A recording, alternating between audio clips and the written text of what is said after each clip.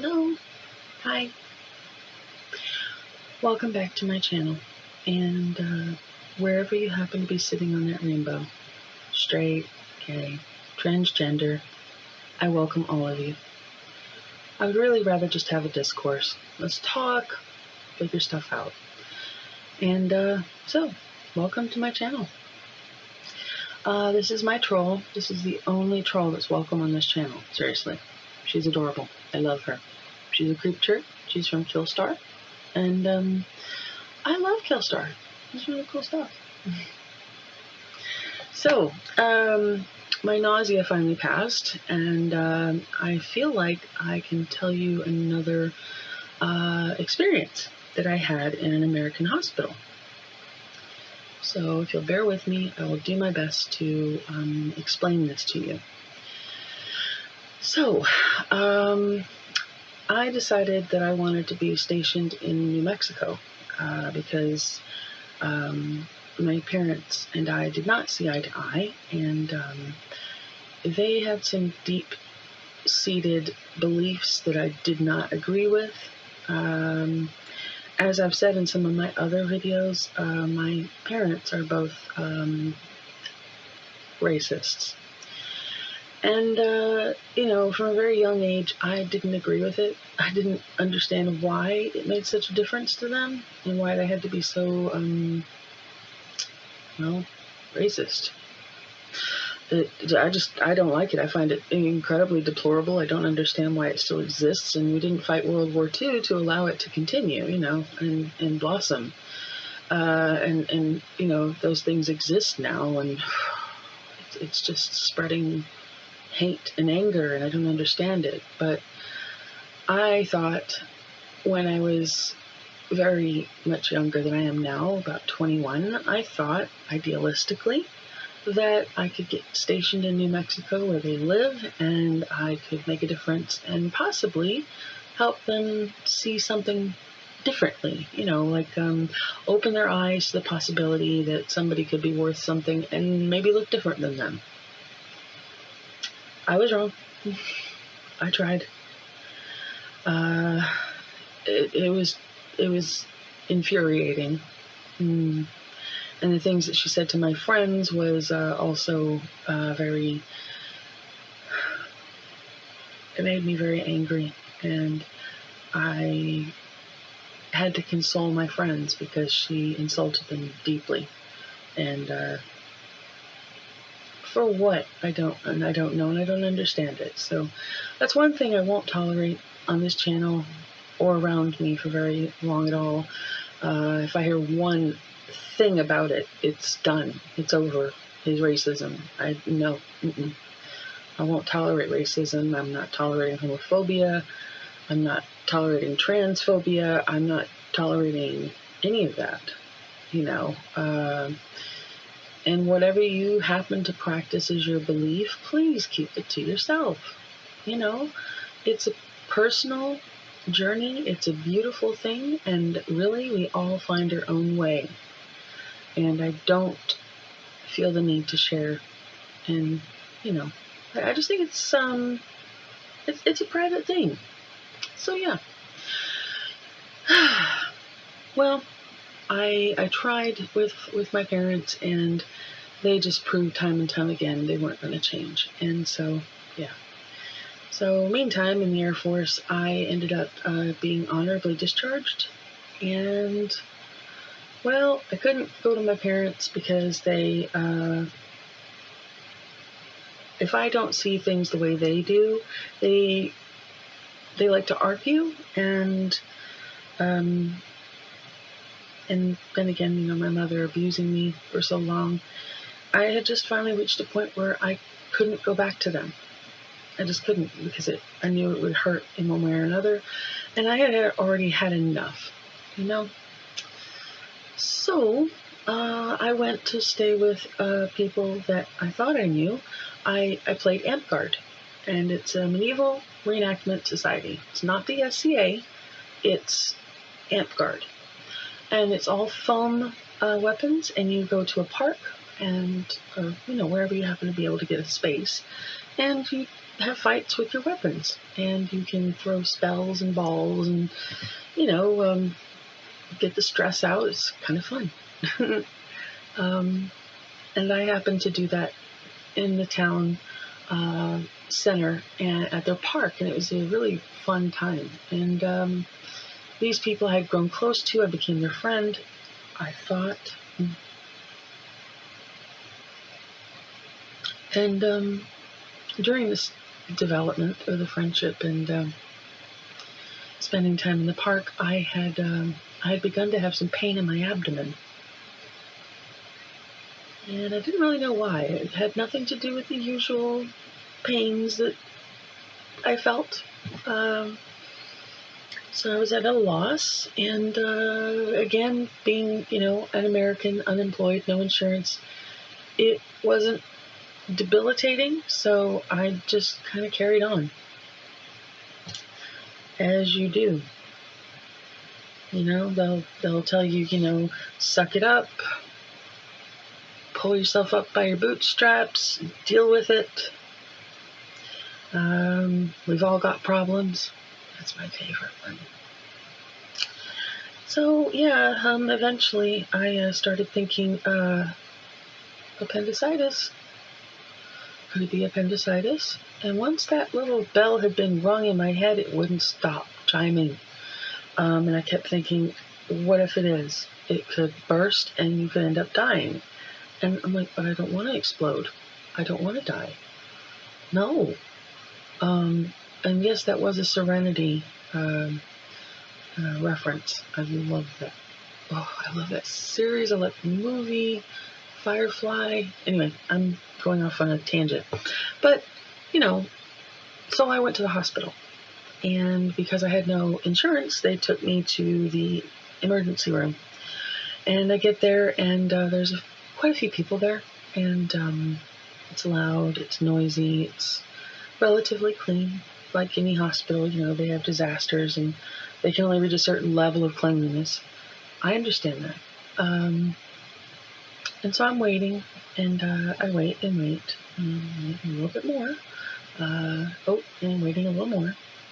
And then eventually, I am brought back, and a nurse demands that I give her a sample in a cup. And she was pretty formidable. Intimidating would be appropriate. And I thought, well, if I am going to pee, I'm going to pee for anyone. It will be her. I'm going to try. I didn't really want to cross her. Well, still couldn't go. And so she's upset with me, and she's saying, or insinuating that, I was making it up. It couldn't possibly be this bad. And she said, well, I'm just going to have to give you a catheter then. Well, she had to give me a catheter, and that is a pain I don't want to experience again. It hurt. I don't recommend it. If you can avoid it at all cost. So she takes a sample, tells me where to go, and then comes back and tells me that it is kidney stones. And then she gives me all the apparatus and everything that I need to look after it. And it looks like a screen, like something you would put your fruit on to rinse all the dirt off of. And then a couple of plastic bags and, little caps and everything. And, and then she told me, you're going to need to place this in the ceramic porcelain god. And every time you need to go urinate, you will need to put that there to catch the stones. And I thought, you've got to be kidding. Really? Yay. More awkwardness, but okay, sure. So I take it, and, you go home. And I had a reference to a urologist, I think. I had all my paperwork, and then I did manage to get a couple of prescriptions. They weren't super expensive, and, what I needed, and I left. Well, about a week, 2 weeks later, I had a letter in the mail with my bill on it. I think if I'm remembering correctly, it was 13,000 all totaled. Emergency room visit, the nurse, the medications, the care, the bandaging, the catheter, all of it just adds up. Itemized adds up, and it becomes so much in the end.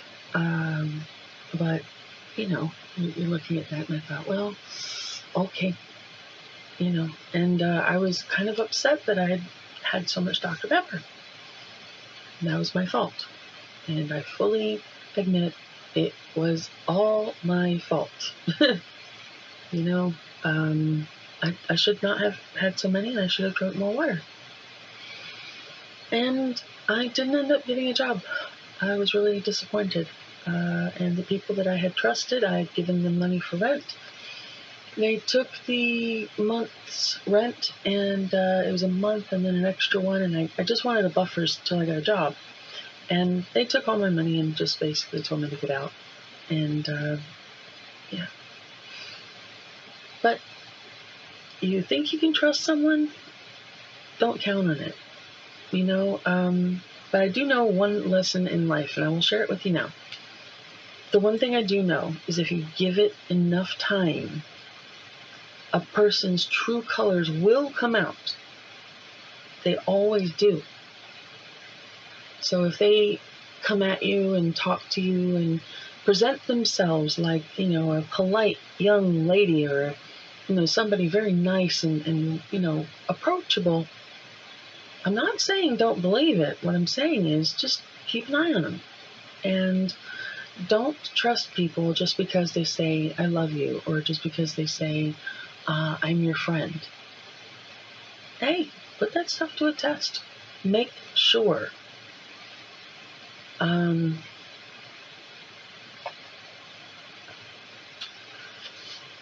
So, with the kidney stones, that lasted about 3 weeks. The specialist, of course, declined because I did not have health insurance.